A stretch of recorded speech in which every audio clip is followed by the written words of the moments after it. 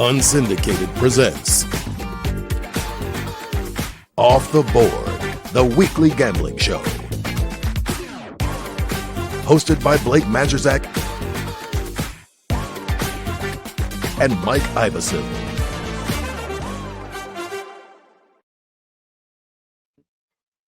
Welcome into another edition of Off the Board. I'm Majchrzak. I might be the hottest gambler in the universe right now. Mike, are on fire. It's not even on any of these show sheets. Nothing I've said on the show. I just keep hitting parlays, and I don't know what to do with myself. You may not have it on the show or anywhere there, but I have it on text record. Everything you've done, everything you've done, I've got to. That one, the last one, I was like, I threw that together in like 2 minutes, and I was like, we'll see. I liked all of them, but obviously I need Justin Jefferson to score on Monday Night Football. It all came down to that, and I was like, do I cash out? Do I let it ride? Obviously, I let it ride. And it worked out. It was great. Once you got past the Mike Evans, that was gold. No. That was gold. That was the sketchy one right there. But when you got that, you were in. And I wasn't locked in on that game. So like you told me he scored before I even knew. Because I was really like intrigued by the Lions game. I was like all in. Yeah. I wanted to see like the Bills, everything.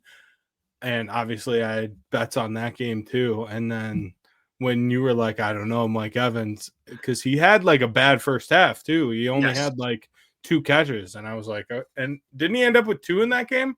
Oh yeah, it went from sketchy to easy. They just pounded the Chargers. That was an easy one. So, how are you feeling? Because now we have a bigger college slate that we're back to, and your college picks have been hot all year. Yeah. So how are you feeling with the playoff? Because this is like uncharted territory for all of us. I like it. I like it. It is uncharted, but I like it. And the fact that it's not a bowl game, that's a whole separate issue that we can talk about. But these playoffs, I like them. The only problem I have, I think I mentioned to you when we were texting, is the bye week. Like that extra week off throws my numbers off, because usually that early money comes in on Monday. So now I've got to try to decipher, did that early money come in last Monday or is it this Monday? Yeah. Other than that, I think I'm locked on. I've got some bets for the show, and then I don't have any official bets in my account. I won't have them till tomorrow morning. I'll get the Friday game. Saturday morning, I'll get the Saturday game. But I definitely will I got some leans where I think I'm going. So how much, I guess, do you think gamblers are like taking into, like, how different is this though? Like the home playoff game, everything, like that's it's throwing me for a loop, because I'm like, these teams on neutral site, it would be so different. Yeah, and I think it's even it's throwing everyone. It's throwing even the NCAA for a loop, because kids are gone. You can get tickets on the cheap. I think that Indiana Notre Dame game might be the heaviest one, but but the kids aren't in school. Like they're really finding out that they may not have the crowds. Then you've got the weather. I mean, it's not often that you get this premier matchup, these 4 matchups, and it's going to be weather. I mean, there's going to be cold, in 3 of them, right? The Ohio State game, the Penn State game, and the Notre Dame game are all going to have weather. Usually these games are in California, right? Yeah. Arizona, Florida, so they don't have it. So this is different. When I'm looking at these lines, for me, I know what I like, but then you're hearing possible snow tonight into tomorrow in the Notre Dame game, 20 degrees in the SMU game, like that now impacts it, because I love SMU. Everything says SMU. Can they play in the cold? I don't know. Well, but also even like Ohio State, like look at their roster and the construction of it. A lot of those kids are from Georgia and Florida. It's not like they're a bunch of northern kids too. Yes. And like, it's one thing to play that last week in November, but now like 2 weeks in December, like weather, obviously it changes a lot. Yeah, so like, I think that weather will impact these games, whether like we like it or not. Yeah, and again, whether it impacts both, like I look at the Notre Dame Indiana game. They're both Midwest teams. That I can't see one being. It's that SMU game that I'm really looking at to see, is that one going to get. Then the Tennessee game. But again, when you look, like you said, look at the rosters. These are all Texas, Florida, California. These kids did not grow up here. They play here, but they might play. Ohio State might play what, the Michigan game in some weather. But then they're playing off in a bowl game and stuff. Yeah, and they're soft as shit anyway. So what does it matter? Oh, you knew it was coming. You knew it was coming. Oh, I love it. Yeah, but I can't, like, I think I've been up in arms about it. I didn't want 12 teams. I thought 8 teams would be plenty. I wanted, the premier matchups. Maybe I didn't get the names, but as we get closer, Blake, this is about as excited as I've been. So I think they got it right. I hope they don't ruin it, and I do hope there's some changes coming. I agree with all of those points. I'm pissed. I have a Christmas party Saturday night, so I'm only gonna watch Friday. I'll watch Friday. I'll watch the noon game, and then I'm gonna make sure it's on at the Christmas party. Yeah, but it's not. I won't be locked in on those later Saturday games, which stinks. But before we get into like last week's game, just real quick to wrap up this conversation. Out of the 4 games, if you were just going straight money line, that's it. You had to pick one as an upset. Which one's the one? I flipped back and forth on this. If you asked me this a week ago, I might have jumped on Tennessee before you even got that question done. I don't know why I'm really falling in love with Indiana. I mean, and it's maybe it's that I'm not so sold on Notre Dame. I was going to put at 15-1. I was going to put some money on them, and then I actually watched the whole game of theirs, that USC game. I think they can be had. I don't like their defense. I do like their quarterback. I think their quarterback's going to be the difference. But if I had to, gun to my head, Indiana. I think I might take Clemson, which is weird. I know it's the biggest spread, but I don't like the way Texas's offense has looked. Right. And Quinn has looked off like all season, really, since his injury. Yes. He's looked shaky. So that I know that's the biggest spread, but it's like, and also it would be the most Dabo Sweeney thing ever. To just be like, everyone doubted us. Everyone was counting us out, and then they win. Yeah, I do think that spread is too big. I'm on a side in that game. I think the spread's too big, but I can't get there. And when we talk about that game, I'll give you 2 reasons why I can't get there to Clemson doing that. Even though, again, anything can happen. We've seen this happen before. We've seen Clemson be doubted against Alabama in championship games and come out ahead. But I don't know. I'll give you credit if it happens, though. You called it. And it's on the show. That's the only game I didn't pick a side on because I don't know. Like, legitimately, I don't. The spread's funky, everything about it. But before we get too deep into those games, I'm just so excited about them. It's like all I've been thinking about all week. Let's put a bow on last week. Let's go through those real quick. Army-Navy was an incredible game. The under didn't hit. That number is now 47-12-1 since 2005. So I'll still bet the under on that every single year. But that was a fantastic football game. All right, I'll take your word for it. I was at the hockey rink all day, following it on my phone. But I think it was real early that I sent you. Like, I think this is an easy double loser for me. I think it was 21-7, real quick. Yeah, it had a chance at the end, and then Navy scored one more time. Obviously it was close. It was within 5. But it looked like it was dead early for sure. You call it all the time. Whenever you'll call it a couple times here because I'm going to be on some unders today. You know it, that you can't have the turnovers and the defensive. You just can't have that when you're going for an under, and that's what happened. It happens. Whatever. It's explosives and turnovers. That's what kills unders. That's it.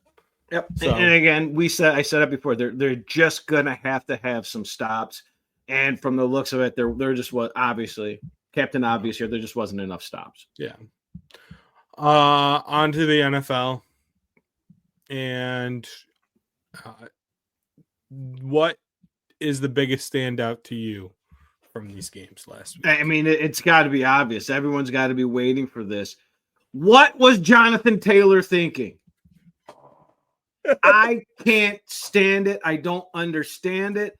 It happened twice last week. It happens, it seems, every week. Carry the ball into the end zone. That's a cover.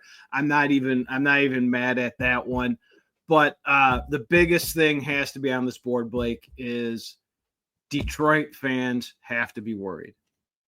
Yeah, I think okay. I don't want to be too negative, Nancy. I think they're toast. You can't come back from that many injuries. Dan Campbell can have as many speeches as he wants and everything, but if you don't have bodies, it doesn't matter. And they're saying all the right things. I mean, what are they supposed to say? You know, you had Aaron Glenn came out today and saying, "Oh, they're saying all the right things," but that wasn't a good look, and that started, I think, in the second half of the Thanksgiving game. It carried into here, and I just don't know how long they're going to hold on. They can still outscore teams. Their offense is still awesome, even without Montgomery. But there's no way in hell I would ever bet an under on any of their games. No way. Right. Honestly, though, same thing with Buffalo right now. The games that they're playing.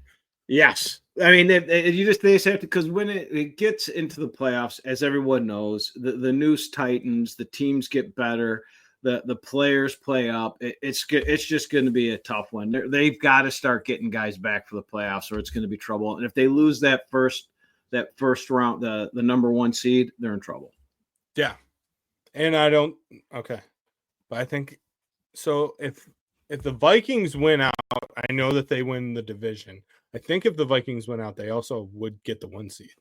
Yes, because of the first. If I heard this right, the first tiebreaker is schedule strength, and they'll get that over Philadelphia. Yeah, I get it. That'd be fine. I don't know if they're going to win out. It depends on where Detroit's head is on that last game in Detroit. But the way Philadelphia is playing, you could play them anywhere. I think Philadelphia would take Minnesota. And I say that, and I have some very nice things to say about Minnesota when we get to our bets. I love Justin Jefferson. That's all you do. He is your BFF right now. He is your BFF. It's those LSU boys. I just, there's something about them. So I've got something for you. I often come to you and ask. So before we get started in our games, I said I wouldn't go on a rant. So I took this from a huge rant that I had to just a question for you. Yes. In your mind, what does the NCAA have to do to improve bowl games, improve bowl season, improve the look of them? We're 4 bowls in, and if anyone says they know what they're doing when they're handicapping these games or betting on these games, they're lying to you, Blake. They've got no idea. In 3 of these games, I believe 3 of them, the line has gone from one team to the other team. In 2 of them, I think it even went back and forth between the 2 teams. And you have spread moves as much as like 7 points, guys opting in, opting out, right? It's not a good look. These 4 games, even though I did. No, I mean, look at the Penn State kid that's not even playing in the playoff game because he's transferring. And then there's kids that are transferring. Who was it? I hit that game. The Western Kentucky quarterback went to FAU before the game for a visit, or FI, one of the Florida teams. Like we can't have this. What do you see as a possible solution? Because we're losing bowl games here. Pay him. If you want the kids to play in bowl games, pay them. Make it an NIL deal, because it is all these games are sponsored by whatever. The Cheez-It Bowl, the Pop-Tarts Bowl, whatever it is. Pay them. If you win, you get more money. So that ensures that the game is competitive, but you have to pay both teams. Yes, that's what I'm saying. The teams already no get matter paid. what. Yep. But and then if you want to even make it the players on the winning roster get a 1-year NIL deal for bad boy mowers. Then I love sure. bad boy mowers. Love bad boy mowers. But that's the only it's money. All right, I that's love the it. only thing that's ever gonna fix it. And they have to figure out the portal. They have to figure out the transfer portal because this thing is such a clusterfuck right now. And I'm very pro portal. I think players should have rights. Yes. I think players should be able to move whenever they want to move schools, obviously within like semesters, whatever. If coaches can leave whenever they want, players should be able to leave as well. I'm 100% for that. But there has to be a way for a guy like Pergula, the kid for Penn State, who has a role on that team, but he knows he's not going to be the starter next year because Drew Aller is coming back. He needs to be able to, even if there's somehow a way for him to sign with a team, but he still can stay on that roster until the end of the playoff run, or if they move the portal window to after the playoff. But the problem with that is you can't do it because the end of the season is after the start of the second semester. It's very easy. That's very easy to fix. I think that's easier to fix than what is going on. And I love those are the two things I wrote down. You have to pay the winning team. You have to incentivize these. But I think you have to pay both teams something. Yes. But it's much more for the winner. Winner takes more, and then you just have to move that portal. You can't have this joke Wild West portal going on while kids are trying to honor their commitment that they have, but yet they know if they don't leave, they're going to get passed up and spots are going to be taken. They have to move the portal, whatever it takes. Second semester, third semester. Football is the only reason some of these universities are around. The money that's coming in, stop it, move that portal. Let's work this out. I need meaningful bowl games back that I can look at. I know who's playing. I know whether I win or lose my bet. What I went through in that first bowl game was an absolute joke. I knew it before I went in. I thought I was smarter than everybody. I had that piece, and I got totally burned by it. So I just wanted to get your feel on that because you are much more the college guy than me. No, it's a mess. And I mean, I still, like I said, I'm very I'm for it, but I still think the whole situation is a mess. And I hope that some things can change. In April, the rumor is in April, there's going to be a lot of changes because that's when all the stuff comes out about them actually being able to basically like pay them directly through the schools. Okay. So, but if you think college football is a joke right now and everything it's going through, college football is like 1/10 of what college basketball is.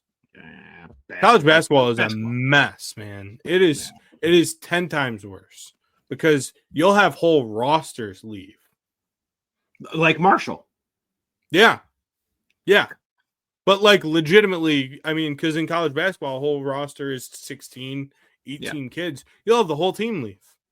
It's nuts. It's absolutely crazy. I mean, you look at a team like Kentucky when Cal left, their basically entire roster left.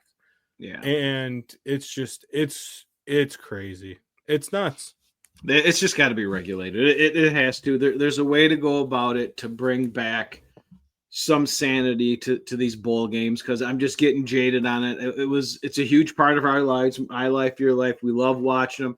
But when you don't know what's going on, you can't bet them. It makes it a hard watch. It makes it a real hard watch. Real quick, I just wanted to pull up the records because I like mine right now, and we didn't get that far. We started. There it is. We're at 500. I hope now we start climbing up.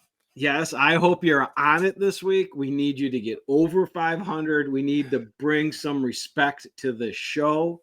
I'm clearly not doing that. Todd, I don't know if you have this. Happy retirement.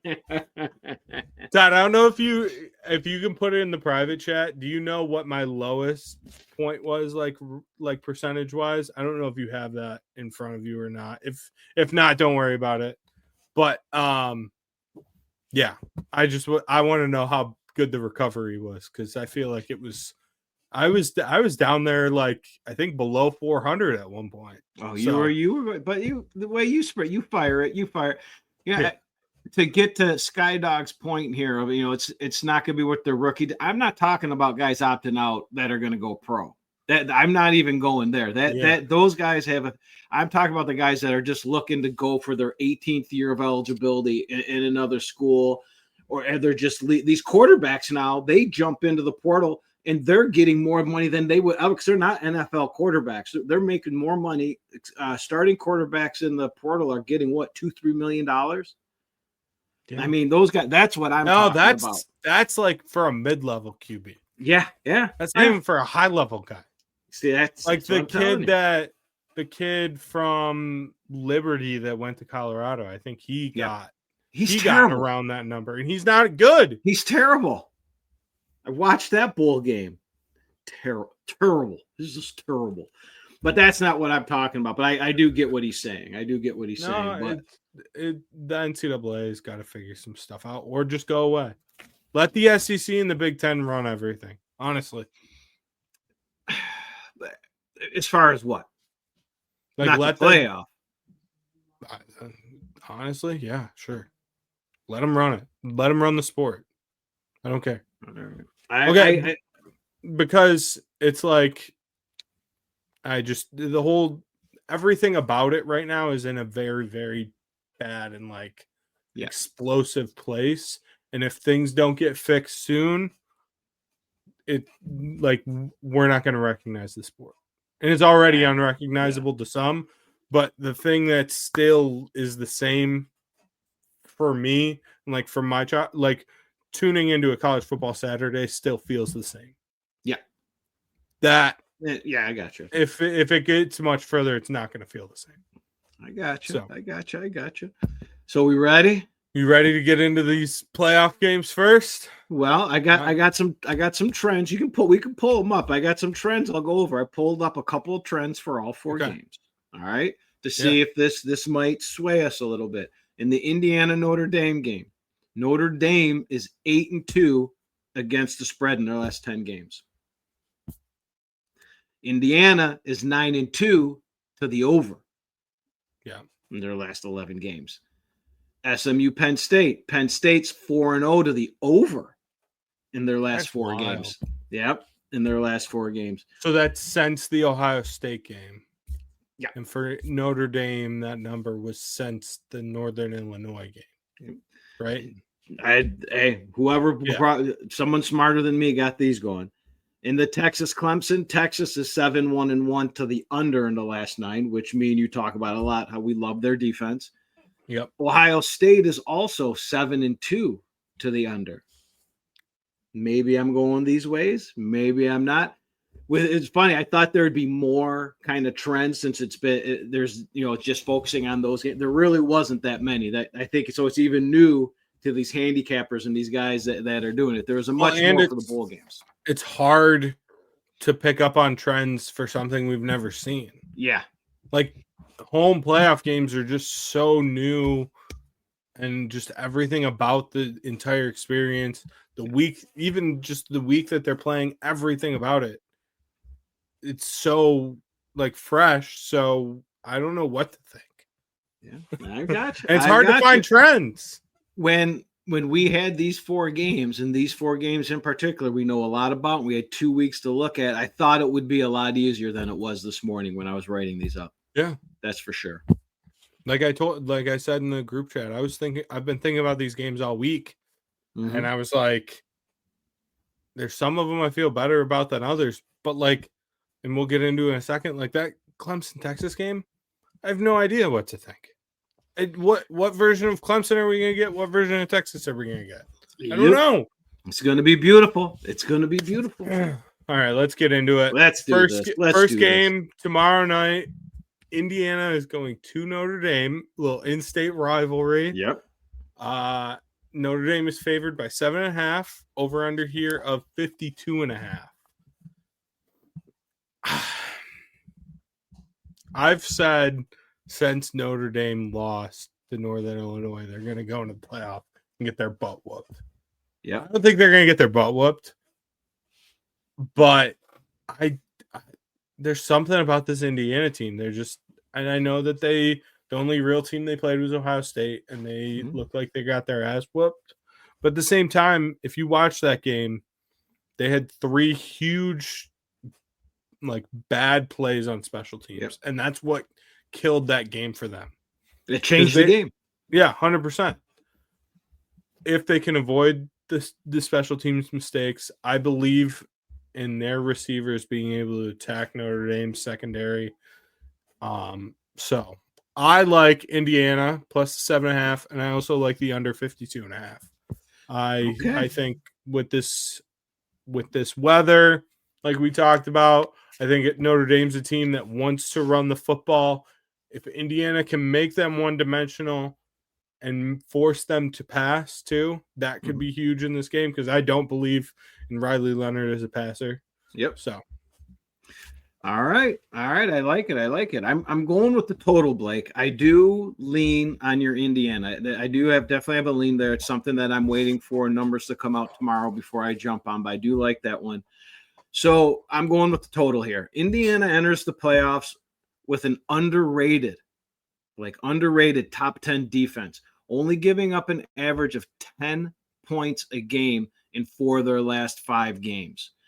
Notre Dame, another top 10 defense, is only giving up 11 points in that same time frame of the 4 of the last 5 weeks. This is an easy under, right? These teams on average only give up 27 points combined a game. Easy unders. Unders getting easier. This total is way too high. However, despite an average of 54% of bets on this under, and even a majority of the money in one of the books, this total opened 50.5 and moved up to 52.5. I'm going with that reverse line movement. I'm going over 52.5. Screw that weather. It's just what we talked about, though, with the Army-Navy game. If Indiana has some turnovers, same as that Ohio State game like we talked about, if there's turnovers, if Notre Dame turns the ball over, if Riley Leonard, they force him to be a passer and he starts throwing picks, goes full Will Howard on us, then we could see this going over. Like, I think it's going to be a tight number no matter what. I think that all these playoff spreads are going to be, the spread totals are going to be very tight, because these are going to be like NFL lines. Yes, and they've had 2 weeks to be bet into, and 2 weeks to kind of straighten. If there were any hiccups, they straighten them out. I'm just leaning on what my eyes kind of agreed with the numbers here was what I saw in that USC Notre Dame game. And unless Notre Dame over the last couple of weeks has fixed that defense, I think Cignetti's going to have these guys passing the ball, and I think we're going to see a high number here. But we'll see. We don't know. Yeah. All right. So at noon, we have Penn State and SMU. SMU going all the way to Happy Valley. Penn State's favored by 8.5. Over under here of 54.5. Mike, you can go first on this one. All right. Before I get started, I'm going with a side here.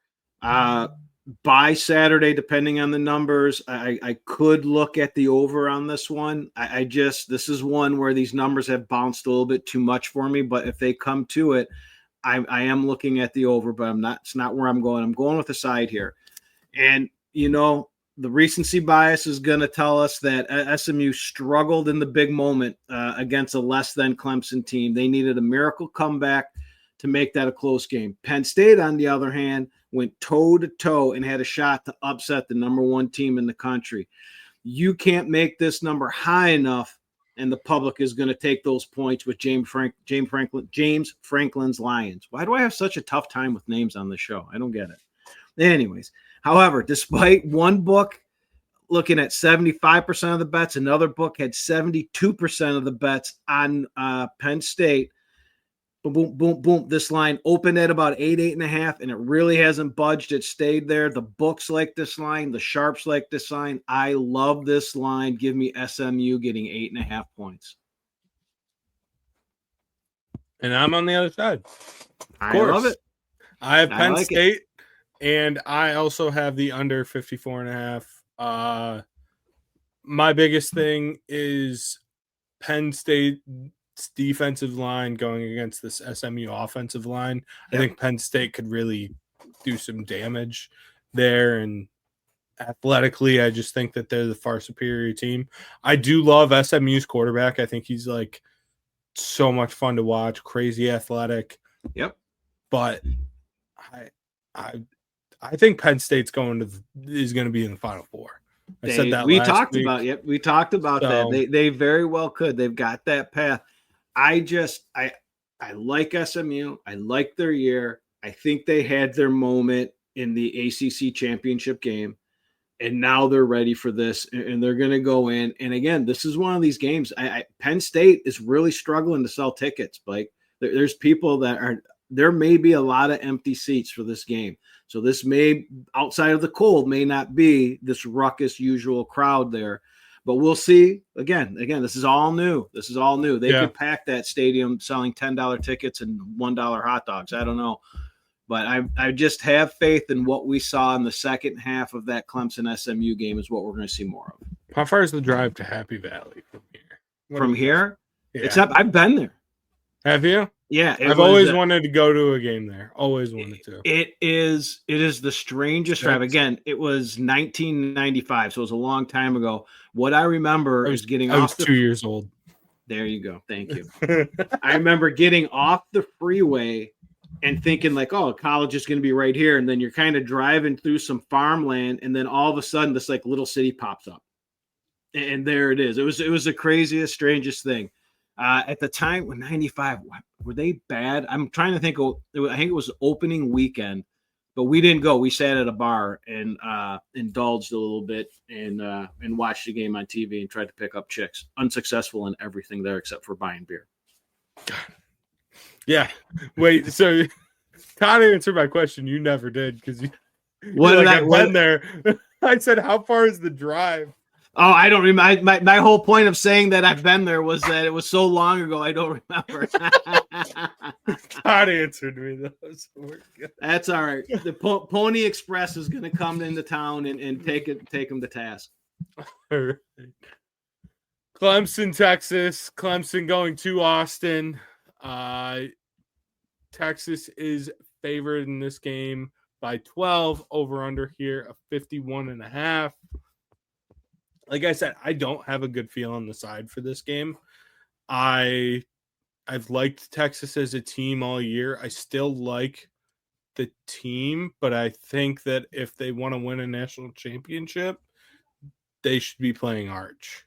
Because Quinn has not looked right this year. I could be totally wrong, and this 2 weeks off could really help Quinn Ewers out, and he could come out and look healthy again and put some zip on the ball, because that's the thing that's been weird about him. It's like every pass he throws is like lofted. There's no like fastballs. Yeah. And that's created a lot of turnovers for them. And I think Clemson's defense is kind of underrated in this game. Clemson's defense is very, very good. And obviously I think very highly of Texas's defense. We've been talking about that all year. That's the unit that I most trust in this entire game is Texas's defense. So with all that being said, I am going to take the over. You sounded like me there. I love it. I think that Klubnik is going to be able to make some plays in this game. I think Quinn will be healthy. And I see it being a higher scoring game. And I think that plays to Clemson a little bit. If it's a higher scoring, obviously, then I think it would be a tighter game. The spread is just so weird. I don't know. I feel like it should be like 9.5, and it's a stinky number. I don't think Texas should be favored by this many. And that's the funny thing is that you're the first I've heard say that. Everyone is talking about Texas. Everybody's on Texas. They love this number, but this is how it goes, though, right? Everyone's down on Clemson, so we'll see. Sorry, I'm going Blake here. I'm going with both the side and the total here. Double dip. Here we go. For the side, Clemson just upset SMU to win the ACC. How weird is that to sound? Clemson upset SMU to win the ACC. Mm-hmm. And the Texas offense is struggling big time. Like you just said, Quinn's struggling, coming off their loss as favorites in the SEC championship. This is way too many points, people are thinking, right, Blake? This is way too many points. You even said it. On the total, what more do you need to know? These two teams average over, this is right, 69. Blake? Nice. Points a game. Way over this total. This is easy peasy. Back to the side. Despite a majority of money and bets on Clemson, this number keeps ticking up. It opened at 10.5 and it went to 12. I'm taking Texas minus the 12. On the total, the Sharps came in early with a split of, Blake, only 47% of the bets, but 72% of the money to drop this total real quick. It went from 53.5. It didn't stay around long to 51.5. I'm taking that reverse line movement. I'll take all the sharp movement here. So I'm going with Texas, and I'm going with under 51.5. And I said I was going to make 2 points about Clemson, and this is it. So when I was looking for comparables, like who's Clemson played that might be there? They played Georgia and they played South Carolina. They scored 3 points and 14 points in those games. That ain't going to cut it in this game, and that's why I really like Texas to take it to them. This would be one that I have a couple of beers before this game gets started. I may be on that alt line somewhere. I might jump this up even a little bit more. I think this one could get ugly. Just depends on Texas's offense. Well, yeah, you're right. And the thing is, the scariest thing about is Clemson's a big time team. This isn't a team that's it's just not like uprising. But that's the thing with this matchup, and that's the part that is like throwing me off. Mm-hmm. With this being the biggest spread, I could easily make the argument that talent-wise, if you were going off of recruiting rankings, whatever you wanted to do to evaluate the talent out of all the playoff games, these two rosters are the closest in talent, I would argue. Yep. Either that or Ohio State, Tennessee. And obviously that's the 8-9 matchup. Yeah. But still, like, these two rosters are very, very, very well constructed. Like, Dabo is a very good recruiter. I know he doesn't. We used the portal today. I don't know if you saw that news. Yes, he did. He got his first defensive player. His first player. Oh, the first. Because I know it said first, but first player overall. Okay. Player. That's he's crazy. Ever gotten out of the portal. That's crazy. But he gets good talent there. Obviously, Texas is Texas State. So that's the part that's throwing me off. Is just I just feel like the number's too big. That's think this is going to be feast or famine, Blake, on all these games. 7.5, 8.5, 12, 7, 7.5 in the last game that we're about to go over. A playoff game at home. We keep saying this, a playoff game how do you set that line when it's never been done before? Like, I think all these lines look too big. When I first see these lines, I want to take I want to take 7 in the hook. I want to take 7 in the hook. I'll take 8.5. I'll take 12. I'll take all those points. But again, what's it going to be? This is going to be telling for not only for NCAA football, but for bookmakers. Yeah. All right, last game. Tennessee at Ohio State going to the shoe. I think it's Ohio State's second night game this season. I don't know if you knew that.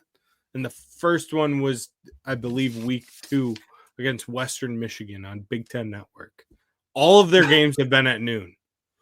So, and then obviously like Ohio at night. Like it's going to be a great atmosphere. I'm super excited about it. There's the stuff that's been out all week about Tennessee fans like buying a bunch of tickets for this game because the code got leaked for the presale. So they're talking like Tennessee might have like 30% of the stadium. That would be which is amazing. Crazy. Now, How bad is that for Ohio State when coming into this game, the big worry was one or two bad drives to start this game off, this crowd's going to turn on their home team. So that might not actually be a bad thing for Ohio State in a weird kind of way. If you're a player, though, it's just, for me at least, I feel like I'd rather not travel. Traveling sucks. Oh yeah, I'd rather not travel. But I'm saying, like, the big thing is, like, I would rather have a bunch of orange people yelling at me than my home crowd booing me. They ain't yelling at you. They're yelling at crying Ryan over there. Wow, whatever. Whoever. Whatever it is.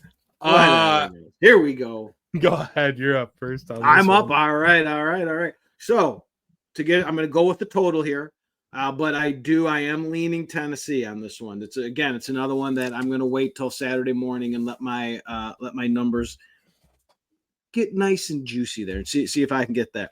So with this total, the Tennessee offense has found its way again. In the last 5 games, they've been scoring 35, 56, 33, and 28 points. In that same time, Ohio State was scoring 38, 31, and 45. These teams average a whopping 73 points a game. Betting is easy, Blake. Betting is easy. This game's going over, right? Not so fast. Despite 66% of these bets on the over, this total open 46.5. It's never moved. This is the one that has not moved. It's been 46.5 from my gander all week. I'm going to take that sharp line freeze. Give me Ohio State, Tennessee under 46.5. I'm right there with you. I love this under, actually. This is probably my favorite. Like, out of all of my picks, I like the under the most in this game. I think you should. I think both these defenses are very good. You want some numbers on that, Blake? Here we go. Here's some numbers. Here we go. I'm going to be on a rant here. In that same time frame that they were scoring all those points, they were only letting teams score 16 points a game. This is the number 3 and number 8 ranked defense in the nation. These guys, what is this? 16 points a game against good D's. U of M, Georgia, Penn State. I mean, these are 2 good defenses that are going to be going. So going under, baby. Yeah, and I love Tennessee in this game. I love Tennessee. Play Rocky Top. I hope that Rocky Top's just playing on loop in there at the shoe. I think that if Ohio State actually puts together a game plan and doesn't try to out physical Tennessee like they did against Michigan, then they should be in this game 100%. I think that the biggest matchup in this game is going to be how Nico plays and how their receivers, they have good receivers when healthy that can create separation. Ohio State's DBs, we saw it in the Oregon game, are not good. I think that Tennessee's receivers are going to be able to create separation, have some big plays, which that does not help our under. But I believe in Tennessee's defense so strongly. Right. So in that same time that I mentioned that they were scoring all those points, I went and looked at some comparables. So let's 2 good defenses. What would be comparables? Michigan, Georgia, and Penn State, probably the most comparable that these guys played. And they weren't averaging but 16 points a game. So when these offenses come up against a good defense, they're not scoring what did I have up here? 36, 56, 33. I think that 56, who'd they play? Mercer or whatever it was in the week that the SEC. Yeah. So when they face good defenses, those elevated numbers come down, and that's why we have a total at 46. That's cooked in there. I mean, these guys know it. That's why it's at 46.5. I'm going with these 2 top-ranked defenses, though. You, I agree with you. Over under 1.5 upsets in this round of the playoff. Under. Okay, I'll take the over. I'm going under. It's like I said, when I just looked at it again, and I don't know. Home playoff games. This is home bowl games, basically, is what we're talking about. Bowl season, home games. We're going to see what this is going to turn out to be, and this could change. This will change. This will lead into obviously next year's playoffs. and how the bookmakers set these books. If they come out and there's 3 upsets or the dogs are covering everything, they know they put too much into the home field advantage. Yeah. Or not enough. I think, well, obviously my picks. I think Tennessee and I think Indiana have legitimate, and I would not be shocked at all if Clemson won that game either. Yeah. The only one I would actually be shocked at, which is insane, because I'm trusting James fucking Franklin, is that's the one game I'm like, yeah, I'd love Penn State in that game. Like, I think they're just the far better team.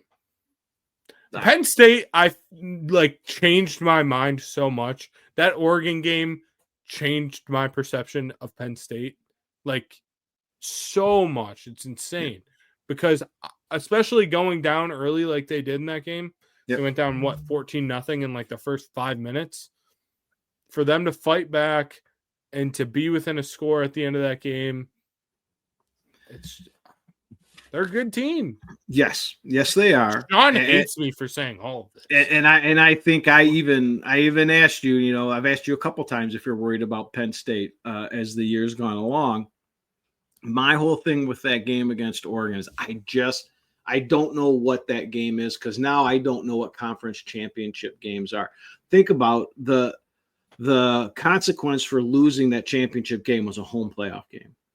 I don't know what we got in those games. I don't know if that was the game plan, if that's just hey, let's go out there and let's try some things. So it'll be interesting now that this game is the consequence for not playing well in this game is you go home. Now that's when I want to see what this James Franklin team does. Yeah. And I think SMU had that last week, that 2 weeks ago in the ACC championship game, they woke themselves up. And again, I think hopefully something woke them up. We'll see. I'm going with that. I'm going with that smart money. Now, are you home all day Saturday? No, I do have a deal with my wife, but I'm going to lose that deal, Blake. As everyone out there that's married knows, you lose those deals. Sebi flies home tomorrow. Oh, okay. Oh, no. Saturday. It's not Friday yet. He flies home Saturday. So someone's got to get him from the airport. And right now I'm scheduled to do it. And I said, if that middle game, that's the Texas game, right? Yeah. If that game's tight and I'm in it, I'm not leaving. She's going to have to go to the airport and get him. What? You have a daughter. What's she doing? She's not home. I know she's doing something. She's got a boyfriend. She's 22. Come on. Send her. She's never around. No one's ever around. You know what? She might be going with me. But one of us wants to be there. I don't mind being there. The college football playoff. This is uncharted territory. Blake, okay. I tried that one. It didn't work. Weird. It's weird. There's also NFL games going on at the same time, though, and that's why. But that doesn't even compare. It doesn't even compare. Okay, Todd, can you jump in here? You're not a college football guy like I am, right? Okay.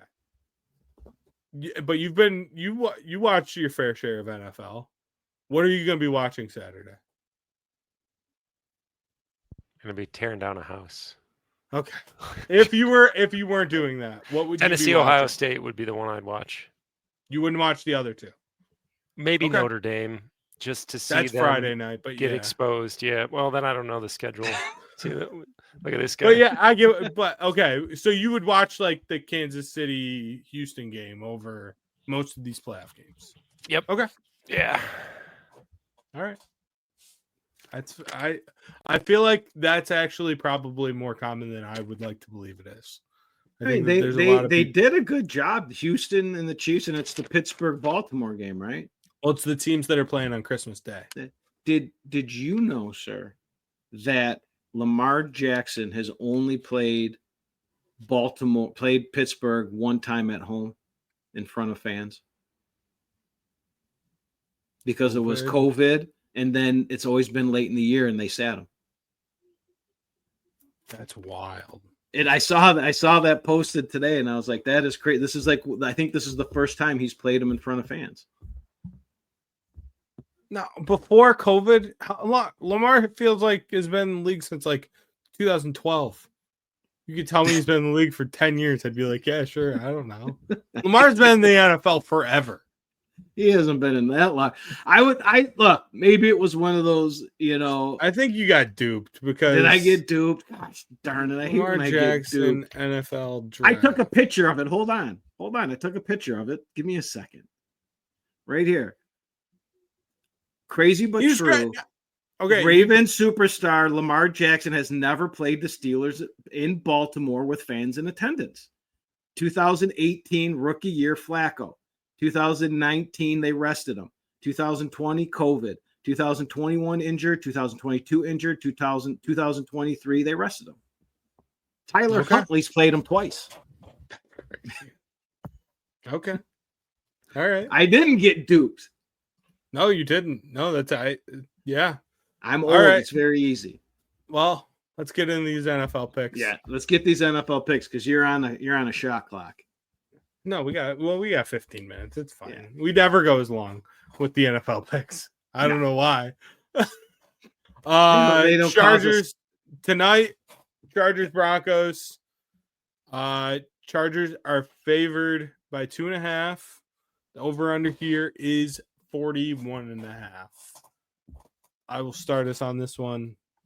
Harbaugh's been not great the last 2 weeks, but I think that this is a get right spot for him. I rode with Denver last week, but I like the Chargers in this spot. I think it's going to be a very low scoring game. So I'm also on the under for this game. That I really love because Thursday Night Football, I don't know if people have noticed, besides that Lions Green Bay game, which was not a true Thursday Night Football game because both those teams played on Thanksgiving, Thursday Night Football late in the season is not good football. No. So give me the under. The short week doesn't go over well later in it. I love it, Blake. I'm on this total too. The public's going to see the Chargers are just coming off a loss where they gave up 40 points. Denver has 4 straight wins, averaging 35 points a game. How about that, Bo Nix, huh? How about him? Denver games are averaging 55 points over the last 3 weeks. This is an easy over. However, despite 60% of the bets, both books that I use are on the over. This total opened 42 and just dropped the 41.5. I'm going with that reverse line movement and the two of the top defenses, if not the 2 top defenses in the NFL. I'm going under 41.5, and this is in my account too. So this is actually a bet of mine. Love it. So yeah, like I said, there's 2 Saturday NFL games. So if college football does not wet your whistle, there's a couple NFL games going on. The first one, I believe this game is at noon. It is Houston at Kansas City. Houston is getting 3.5 points. Kansas City is obviously favored at home. The over-under here is 42. Go ahead, Mike. I hate this game. This game would have been so much easier if the princess didn't twist his ankle and cause everything to get messed up. He's playing, though. He's playing. He's great. He's Patrick Mahomes. We know everything's fine. I know. Ooh, I'm getting emergency phone calls. Hey, Houston's on a 2-game winning streak, but the year has been a struggle for them. So let's not forget that they've had a tough time of it. Texas games also have gone over the total in 4 of the last 5 weeks. Kansas City might be the luckiest 11-1, 12-1 team, whatever they are. We've been talking about this, but the public knows one thing. So they've got the greatest player in the league in Patrick Mahomes, and his legend grows when he's hurt. Whenever he's hurt, he comes out and has these games that everyone says he can't do it. The public ate up Mahomes as the home dog when it was going to be Wentz starting, but so the public came in, they ate it up. This opened up, the Texans won. It's gone all the way to Kansas City over 3.5. For me, this is typically a stay away game. Whether he's hurt, whether he's not hurt, you're going to have this, is he limping coming into the stadium thing, right? And they're going to be doing it all day. However, despite Mahomes being back at practice, the Sharps have remained on the Texans from the beginning all the way to this new line change, so where they're getting 3.5 points. The public's all on that Mahomes train. I'm taking Houston plus the 3.5 with splits of only 30% of the bets, Blake, but 57% of the money. At another book, 38% of the bets, 60% of the money. I'm going with that sharp money. I'm also going under 42. Despite this number jumping all over the place, the one book I use has a sharp 35% of the bets, 60% of the money split on this under. So I'm going under 42. Every time I bet against Mahomes, I lose. So this is just market 0 for 2. Houston in the under. No, because I'm with you. I'm riding with you. I got like it. Houston plus 3.5. I don't know if you know this, but last week was the first time in 8 weeks that Kansas City has covered. Okay. They're horrible against the spread.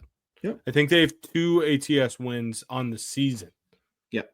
They are very bad ATS. And Houston's getting healthier. They're getting someone back on the offensive line, and their defense is rock solid. And that if Mahomes is even 90%, he's going to be in trouble against this defense. And Nico Collins is awesome.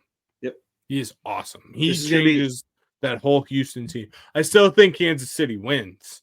They'll win by 3. They'll win by 2. Whatever. But I think Houston covers. They'll win by 1 on a missed extra point. That's the season that they're having. That's just how it's going. So yeah, I'm on that Houston train with you. And then the other Saturday game, as we talked about a little bit ago, we got the battle for the AFC North, Pittsburgh at Baltimore. And I think if Baltimore wins, they can still win the division, right? Yeah. Because they're one game back. Yeah, you've got Baltimore still in that, and Cincinnati is still in the playoff hunt too. Yeah. But Pittsburgh at Baltimore. Baltimore's favored by 6, over-under of 45.5. Tomlin as a dog. Yeah. Come on. Yep. And in this rivalry, actually, though, they just consistently play like field goal games. Yeah. They're always tight games. I just think 6 is too many. I know how bad Pittsburgh looked last week, but I'm taking it plus the 6. Yeah. Baltimore's usually bad against Pittsburgh. We had those trends a couple weeks ago when they played. I have this one, Mark. Sometimes it's just this easy, Blake. Pittsburgh and Baltimore are the 2 top offenses in the league entering this game, averaging 54 points a game. Easy over, right? Despite 56% of early bets coming in. You know, when early bets come in, they're coming in hot. They're coming in on the over, and they dropped this total from 46.5 to 45.5. That's because the splits were for the sharps. They had some sharp splits here. That's reverse line movement. I'm going to take Pittsburgh and Baltimore under 45.5. I mean, the game earlier this season was insanely under. I remember that. I think one of my picks for the show is the over. Yeah. I'm going to say I was probably on Pittsburgh, and I usually don't double dip, but if I did, it would have been the under in that game. It's just the way it goes. And again, it's that when you look at these games, this is going to be a Saturday game. Eyeballs are going to be on it. You know, there's some points cooked into there for the public to take. Philly is going to Washington. Philly is favored by 3.5 on the road. The over-under is 45.5 here. Mike, you go ahead and give me a pick for this one. I tried my hardest, Blake. I try every week I come into this and I'm like, stop being the Undertaker. Stop being the Undertaker. These games you can't have 5 games listed and they're all going to go under. It just doesn't happen. But here we go. Again, this looks too easy. 2 top 10 offenses averaging 55 points a game. Philly's averaging 24 points a game the last 3 weeks. Washington, 29 points. This has to go over. Well, this one's got 75% of the bets are on the over, but this total dropped from 47.5 to 45.5. Once again, reverse line movement. Once again, give me the under. I am the Undertaker. And I love overs. You know that about me. And I see Philly's D is really clicking, looking real good. And I don't think Jaden Daniels is right. He does not look right when he throws the football right now. He looked better last week, though, right? Yeah. I mean, I know that game was like weird and came down to the wire when it shouldn't have. Yeah. But I'm also on Philly. Don't get me wrong. I think Philly's the better team, and then I am on the over 45.5. Yeah, I don't like that over, but I was really hoping that my numbers came out Philly. I really do like them, but my numbers just didn't come out, so I couldn't jump. They're just rolling right now. They really are. And then the last game, Minnesota Vikings at Seattle. Minnesota is favored by 3 here. And the over-under is 43.5. This spread is so, like, do you think that if last week's result against Green Bay for Seattle got, like, ran off the field in that game. Obviously, Geno is. Yep. Has there been have you seen anything about Geno playing? Yes, I don't know he's if playing. Geno is playing. Geno is playing, but he's gonna be hurt. They can't put Sam Howell in there, or is that his name? Sam Howell. Yeah, he was awful. Boom! Look at that. Yeah, he was bad. Minnesota's defense would eat him up. So everything I've heard is pointing towards Geno. This line is pointing towards that. Yeah, if that game though, like, didn't happen the way it did, like if Seattle played a tight game against Green Bay, even with everything else like as is, do you think this line would still be Minnesota favored by 3? No, It'd probably be like 1 the other way. 100%. I think Minnesota, and that's part of my pick. I think Minnesota is one of the most disrespected teams out there in the NFL. And it really comes towards the spread. People refuse to give Sam Darnold any credit. They look right past the solid defense. But I mean, when you look at their points, look, their point spread last week was ridiculous. They should be heavy favorites. This is a team that's going after the number 1 seed in the NFC. And Seattle is a crap inconsistent team, and we're only looking at 3 points. I don't know. I would love to have seen them do that, and I would have loved to have seen this come out closer to a pick 'em because it would help my pick even more. Yeah. With all that being said, I'm taking Minnesota minus 3. I just like you touched on exactly what I think about. Like, I just think this Minnesota team is really good. Yep. Seattle's defense does match up well with the weapons that Minnesota puts out there. They have good corners, obviously. Like, I love their scheme. It's the same scheme that Michigan ran under McDonald. So I like all of that. Mm-hmm. But how do you stop Minnesota at this point? Like, legitimately. It's Justin Jefferson is playing out of his mind good. Probably playing like I would argue Jamar Chase is the best receiver in the NFL this year. Yes. But Justin Jefferson is not far behind him at all. And then you got Addison, who is playing like a Pro Bowler in his own right. Yeah, like they're so hard to stop. You got Hawkinson up the seam, Jones at running back. Like, they're playing really, really, really good football. The only difference there is you're not talking about Goff. You're talking about Darnold. You're not talking about Mahomes. And no one's giving Darnold that credit. That's right where it stops. And I'm going to tell you how you stop this Minnesota team. You put them in the playoffs. I will be betting against them the first round. Unless they continue to get disrespected with the lines, then this makes it real hard. A line like this makes it real hard to take the dog coming back the other way. So I'm on it with you. I'm on Minnesota, and I just wrote. I'm not sure what I'm missing here. Minnesota's 12-2 on a 7-game heater, fighting for the number 1 seed in the NFC. However, they continue to get disrespected on the point spread every week. Geno Smith is hurt, but he's playing. Seattle is 4-1 in the last 5, but anytime they face, none of those teams are playoff teams that they beat. When they face playoff teams, they're 0-2. This team is a fraud. They're not bad, but they're not as good as being 4-1. This line moved from 4.5 to 3, so that tells me that some smart money is on Seattle. Sometimes I don't agree with these smart guys. He ain't so smart. I don't see it. I like Minnesota. Give me Minnesota minus the 3 points. I'm siding with disrespect. Yes. All right, and then I'll roll through. I got 3 other NFL picks. Mike, do you have other ones as well? I'm assuming, or you don't have locks yet. Nope, right, I don't. I don't have any locks. I got to pull my book out here. So I have a couple leans. Okay. I got 3 dogs. I got 3.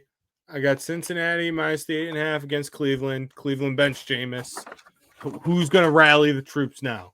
If you don't have Jameis, Right. what do you have if you're Cleveland? Nothing. I sent you that meme with them getting them ready. It's so bad. Tampa -4 at Dallas.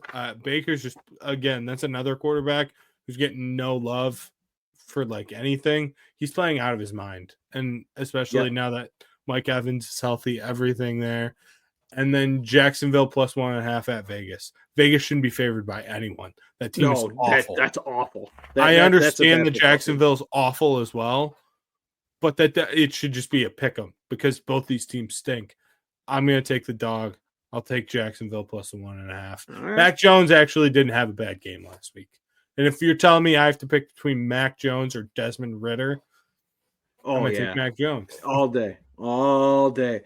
All right, so I've got the under tonight is actually a bet I have in my account, but where I've got marks for leans are the Lions, Bears under, the Panthers at home against the Cards, the Eagles, Washington. Wait, we talked about that game. Yes. I got that. I'm looking at that under, actually taking that into my account. The Colts, Titans under. Mason Rudolph, he burned me once. He's not going to burn me again. I can't believe I'm about to say this, but I could be on the Jets. I could be. I don't know. I don't like it. It depends on what Sunday numbers come out. 3-point dogs at home, right? And it's just as I pass by this, everything that I have marked is for the Seahawks. Go Vikings. Let's go, baby. Man, everything else it's really wonky with injuries and stuff. I could be on the Cowboys if it comes out. I could even be on the Cowboys at home against Tampa Bay. But that's about it. I wouldn't bet with my money on Cooper Rush or your money or whoever's Todd's money, anyone's money. No one's money. He's Cooper not Rush. Good. He's not good, but he's getting it done. I mean, I get it. I understand it. So if you look at some of the games, be it the Panthers, be it the Cowboys, or be it the Jets, those are 3 games Sunday morning, Blake. I've got to sit there with a coffee and an omelet and look at the other book that I use, numbers that come out, and then I do have to make a choice. And it gets into how sharp is that split, and then where does that line move? Yeah. And those are the 2 huge things. And at some point,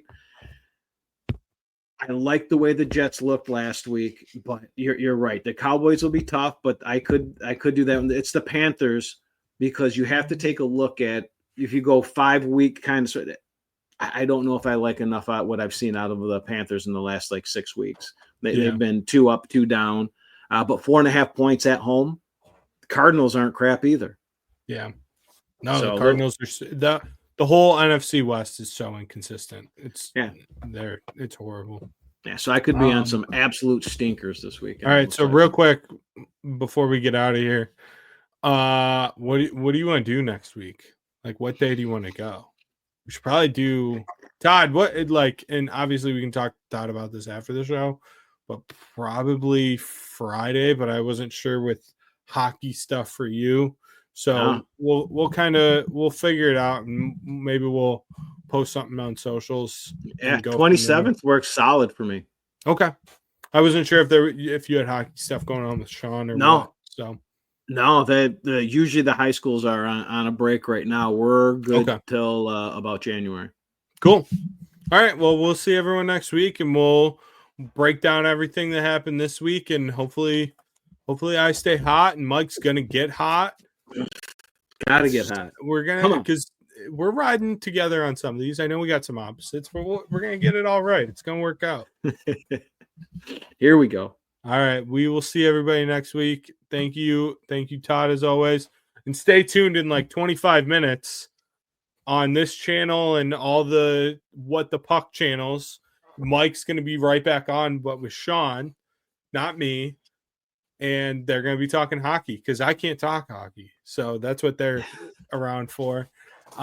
So, check that out in a half hour.